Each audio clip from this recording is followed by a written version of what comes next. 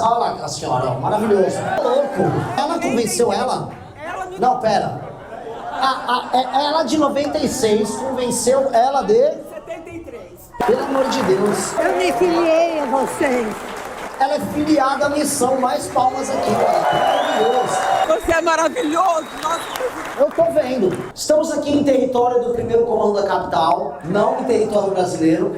Estamos aqui em um dos 5 primeiros lugares que nós vamos retomar na nossa guerra contra o crime organizado. Eu vou voltar aqui durante a campanha, quando candidato a presidente, e depois eu só retorno aqui com helicópteros, com a polícia militar e com a participação também das Forças Armadas para tirar o Comando Vermelho do Morro, para tirar o Comando Vermelho do Porto Santos e para libertar vocês dessa maldição desse crime organizado vagabundo que toma a região de vocês. Eu venho aqui primeiro para fazer amigos, depois para ganhar a eleição e depois eu venho para cá para matar. É ou não é, caralho?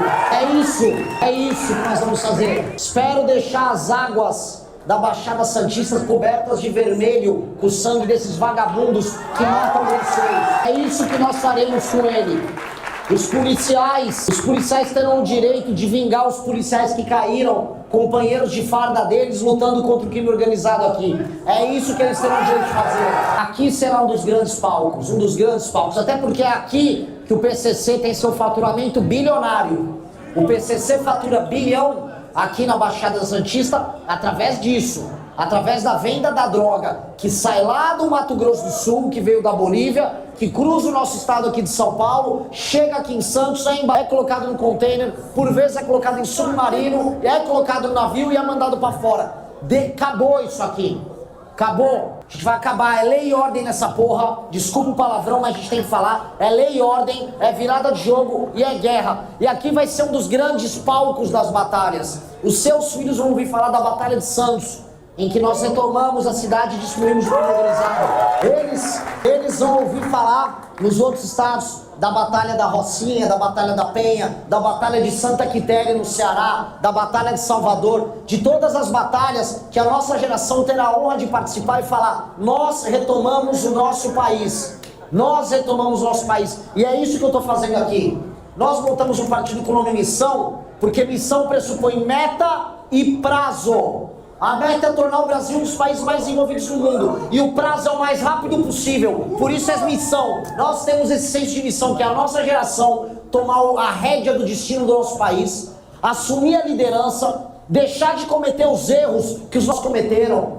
Nossos pais e avós foram iludidos pelo projeto PT, foram iludidos pelo projeto Bolsonaro. Chegou a nossa vez. E nós precisamos que eles sejam generosos com a vontade de vocês. Vocês não podem só pagar a conta das escolhas erradas das gerações anteriores. A conta da Previdência, a conta do imposto alto, a conta da inflação, a conta da chance quase nula de muitos de vocês um dia comprarem uma casa ou um apartamento, a conta do celular caro, a conta da violência. Essa conta não está servindo para ninguém. Essa conta é uma merda. Eu não quero pagar essa bosta dessa conta. Eu quero, se vou pagar a conta, eu vou sentar na mesa com todo mundo para definir como a gente vai pagar ela. Não pode ficar só com a dívida. Eu não vou ficar na geração que vai ficar com a dívida dos outros, mas não vai poder decidir como vai pagar e como vai resolver isso aqui. E outra, a dívida vai ter que ser paga também pelos canalhas que controlam a dívida por nós, pelos inúmeros líderes políticos do passado, pelos partidos, pelo judiciário, pelas famílias oligárquicas que mandam no norte e nordeste do Brasil. Esses caras penhoraram o futuro de todos nós em prol do presente gostoso deles. Todos ricos, todos vivendo como nababos, de maneira tranquila, todos fazendo negócio entre si. Cadê o ódio? Vocês têm que ter ódio dessas pessoas. No Nordeste eu andava e as pessoas mais simples cultuavam o político que roubava elas. Elas não tinham ódio desse político, elas amavam eles. Como eu vi em Recife as pessoas amando o porco do João Campos. Como eu vejo em Sorocaba amando o vagabundo do Manga. Como eu vejo no Pará amando o vagabundo do Barbalho. Nós não temos que ter amor por ninguém. Nós temos que ter missão. Meta e prazo, senso de urgência. Isso aqui é o projeto da nossa geração. Essa primeira eleição que nós temos que trabalhar para ganhar, não é para participar. Eu não sou Miss Universo que estou vindo aqui para falar a palavra bonita e o importante é competir. Não é. Vamos lutar até o fim para ganhar. Vamos ter menos recursos, vamos ter menos tempo de TV, vamos ter a desconfiança da imprensa, a desconfiança das pessoas com grana, mas vamos ter mais raiva do que eles. E vamos ter mais criatividade. E vamos ter mais inteligência. E vamos derrotar eles porque nós seremos melhores. É isso que cabe. Esse é o papel da nossa geração. E isso, veja só, une o país. Que o país é dividido. Ai, a polarização. Quando você tem o seu celular roubado, não importa se você é de esquerda, de direita, se você veio do Nordeste, se você é do Centro-Sul, seu celular é roubado do mesmo jeito.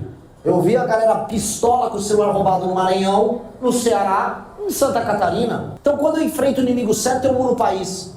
Não tem questão racial, não tem questão de classe, não tem posição, não tem nada. Se você faz o que é certo fazer, as pessoas olham e falam, ok, há um caminho. E é por isso que nós começamos a crescer entre os mais jovens, seja no Nordeste, seja no Sul. E aí os especialistas começam a falar, oh, que estranho, deve ser que ele tem um discurso para jovem. Não, eu só estou falando básico, eu estou falando óbvio.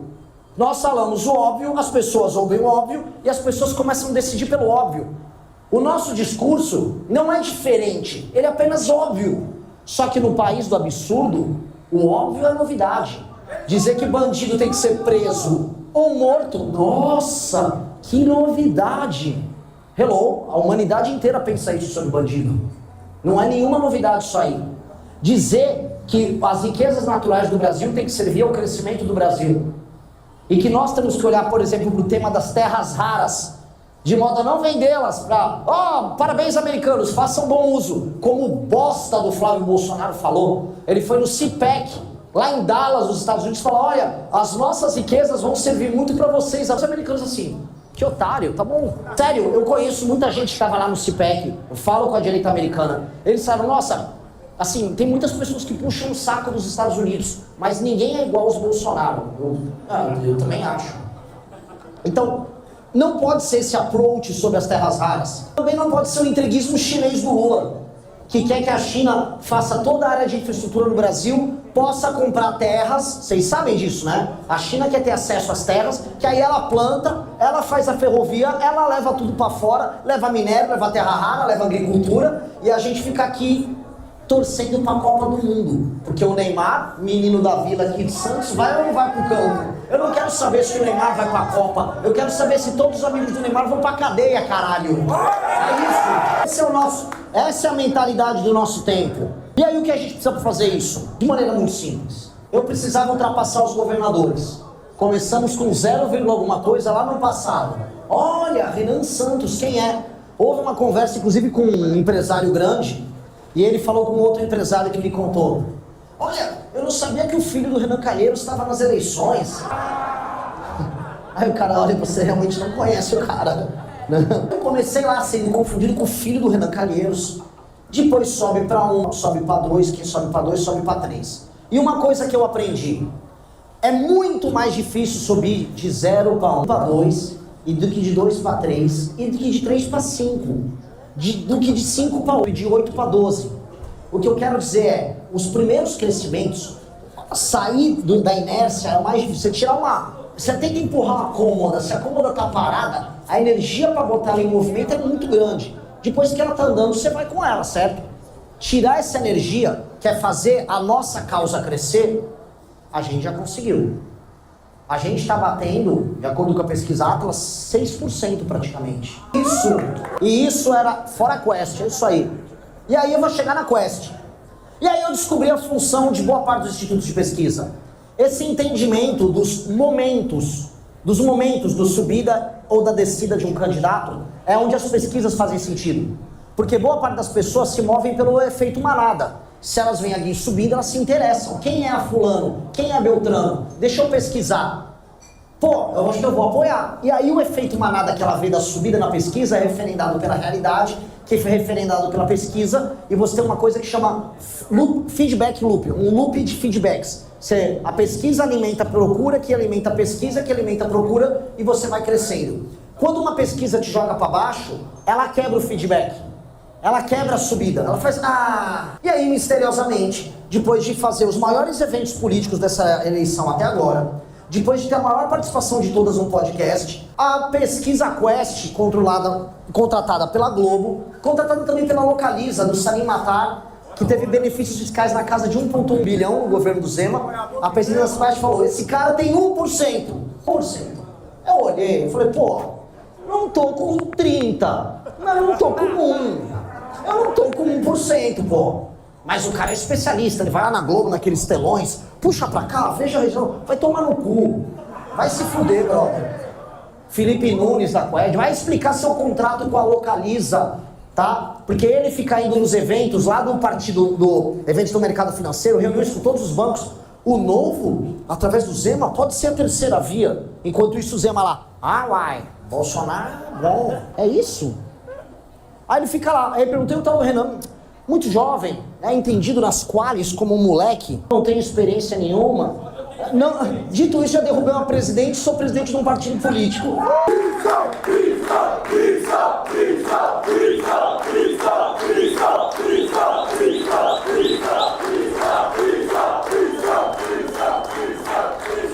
Aí eu fico confuso, né?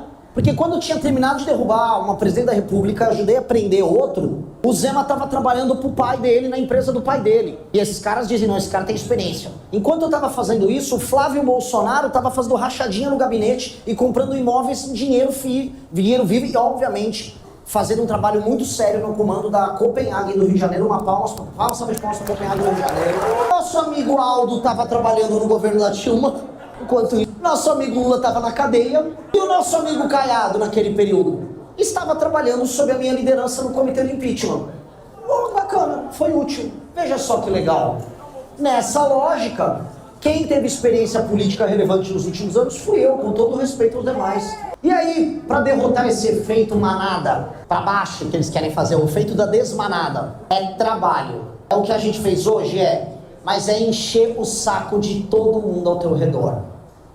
Todo mundo sabe, isso todos os institutos e todos os candidatos, todo mundo falou, o Renan já tem a militância mais ensandecida da internet. Rodrigo Constantino já decretou, e isso é um sinal de vitória, ele já decretou que nós somos bots. A partir do momento que um militante é decretado como bot, significa que ele é numeroso, e em geral significa que ele existe também. Quem não tem militância chamada de bot, em geral não tem militância. E nós já estamos sendo chamados de bots, grande notícia. Nós já somos percebidos como os mais chatos por eles. Insuportável essa militância do MBL. Quando era com eles, era gostoso, né? Quando era com eles cancelando a gente, eles eram numerosos, aí era legal. Agora nós somos os bots. Escuta esses MBLs insuportáveis. Né? Gostou? Quando eles tinham militância numerosa, aí ele não era ninguém insuportável. Como diria a banda CPM 22, o mundo dá volta! Mas fazendo esse trabalho muito persistente, chato, e o trabalho quem nós estamos mais fracos? Ainda entre as mulheres, ainda que, olhando o evento hoje, e nosso Arthur Duval conhece muito do assunto, dá para perceber que aumentou o número de mulheres, a salva de palmas para as mulheres, aumentou também, temos que aumentar entre as pessoas mais velhas. Na última pesquisa Atlas, eu saí de 0,5 entre as mulheres para 2,3 no cenário e 3,2 no outro. Entre o público, eu era muito forte de 16 a 24. Eu comecei a crescer no 25 a 35. Também falaram, cresça entre os evangélicos. Eu tenho 10% entre evangélicos. Estou bem. Então, em alguns lugares do Brasil, a meta de 10% foi batida. No Sul, 9,6%. Sulistas, obrigado. Abastecemos gaúchos para catarinenses e paranaenses. Evangélicos, muito obrigado. Homens jovens, 30% entre homens jovens, muito obrigado. Agora temos que buscar as pessoas mais velhas e nós temos que começar. Olha lá a senhora, maravilhoso. Louco. Ela convenceu ela? Não, pera. Ela de 96 convenceu ela de 73. Pelo amor de Deus. Eu me filiei a vocês. Ela é filiada à missão, mais palmas aqui. Maravilhoso. Você é maravilhoso. Nossa. Eu tô vendo. Ela já tá virando o voto dos mais novos. Enquanto a gente vai por aqui, ela vai por ali, pegando, pra cercar a galera de 50 no meio, né? A gente vai cercar todo mundo, e é isso. É o fenômeno que vence a eleição. E como a gente vai vencer? É buscar logo os 10%. Busquei os 10%, o Zema vai bater na porta do Flávio, Flávio Bolsonaro, o seu vice. Ele vai, sai pro senador, o Caiado vai montar no cavalo dele, vai botar o chapéu dele. E aí de 10, eu não vou pra 11. Vou pra 4, eu vou pra 14 mais 9. E aí nos debates, eu não sou o Arthur Duval, mas eu sei falar português e tenho um QI maior do que 100. Algumas propostas boas. E não tenho problema de disenteria em ambientes públicos. Acho que vai dar pra dar um trabalhinho pros meninos ali. E fazendo isso, estamos no jogo. Então o que a gente precisa? Nós temos um plano. Subimos 10% logo. Buscamos 10% logo, duas coisas vão acontecer. O Brasil inteiro vai descobrir a gente. E 2, os ataques vão ser cada vez mais canalhas. Só que aí tem um probleminha. Todo mundo já fez todos os ataques contra nós nos últimos 10 anos. Não tem mais o que atacar. Já reviraram a gente de cima para baixo, de baixo para cima. Agora tá cogumelos alucinógenos. Calma aí, eu falei isso for já. Fique tranquilo, não tem nada demais. E aí? Estão tentando, não tem. Foram falar, Renan é endividado. Pois bem, falaram tanto que eu tinha tanta dívida. E eu sempre falei, essas dívidas não são minhas e são dívidas prescritas de uma empresa. Que eu fiz questão de pegar o advogado e mandei dar baixa em todas. Então agora eu vou para a eleição com nada aparecendo no meu nome, zerado. Zerado e não vai ter nem dívida para falar. Vamos falar o quê? Que eu não tenho experiência? Que joga Dota? Que o Arthur é chegado, não almoçou e lá? Desculpa, não tenho o que falar. E aí nós vamos pegar eles. Então nós temos um plano direto e reto. Eu preciso rodar o Brasil. Preciso montar uma chapa braba, que nós precisamos eleger muitos deputados. E aqui nessa região tem que falar da Monielle, tem que falar do Caio também. Cadê o Caio também? Brabo, viu? Ela, ele brabíssimo. Não sabia do... Assim, já conhecia a Monielle, não sabia do alto nível do time aqui. Tomei aulas de Polícia Federal hoje. Aulas de enfrentamento ao crime organizado. E essa aqui foi picada por uma jararaca que sobreviveu. Essa aí sobrevive em qualquer lugar agora. E todo o resto do time incrível que nós temos. Então o que eu posso falar pra vocês, nós estamos muito no jogo. Finalmente, as pessoas em posição de poder, me refiro ao pessoal com dinheiro, começaram a olhar e falar, acho que tem que falar com esse Renan. Então começando a vir conversar. É importante que conheçam o nosso projeto. E o que eu falo pra vocês é, tudo que eu digo aqui em cima do palco, eu digo pra eles nas reuniões. Porque o nosso plano, ele é brutalmente honesto, e brutalmente verdadeiro, e brutalmente simples. O nosso plano é auto-evidente, não tem o que esconder. Se eu sentar com um banqueiro, eu vou falar exatamente o que eu falei aqui. Porque a solução para o Brasil é muito óbvia. E por que a gente não faz o óbvio? Por quê? O problema, e eu vou agora evocar para encerrar aqui, para passar a palavra para outras pessoas e depois abrir para a pergunta. Quando o Trotsky, vou citar um comunista, pro Rodrigo Constantino ficar feliz. Comunista, essa minha, o Dirceuzinho. Aliás, envelheceu muito mal o Dirceuzinho. Zé Dirceu me imitando, ele que é o Renanzinho do PT, né? Envelheceu mal. Mas o Trotsky, quando ele viu que a Revolução Russa terminou em Stalin, ele começou a escrever sobre a crise. Ele falou, olha, o partido que fez a Revolução, ele se deteriorou e a Revolução virou burocracia. E ao virar burocracia, a Revolução morreu. A crise da Revolução Russa era uma crise de liderança. E ele avisou, se resolvermos a liderança, a gente volta a puxar o espírito da Revolução. Voltamos para o Brasil. Nós tocamos uma revolução em 2016. Foi político, empresário corrupto preso, as pessoas iam nas ruas para defender a agenda. Houve uma revolução. Aí o nosso Stalin ascende ao poder, o Bolsonaro. E aí todo mundo vira burocracia. O que é virar burocracia?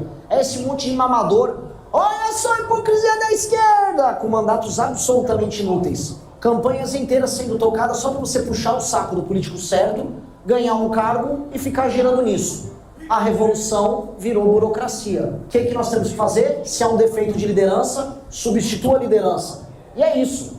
Nós vamos trocar a liderança e ao ter a liderança certa, a gente faz o... E o óbvio vai dar resultado. E nós tornaremos o Brasil, daqui a 30 anos, uma das 5 maiores nações do mundo, que é o que nós nascemos para ser. Muito obrigado. Se curtiu, Deixa o like para fortalecer. Se inscreve no canal para não perder nada. Nos vemos no próximo vídeo.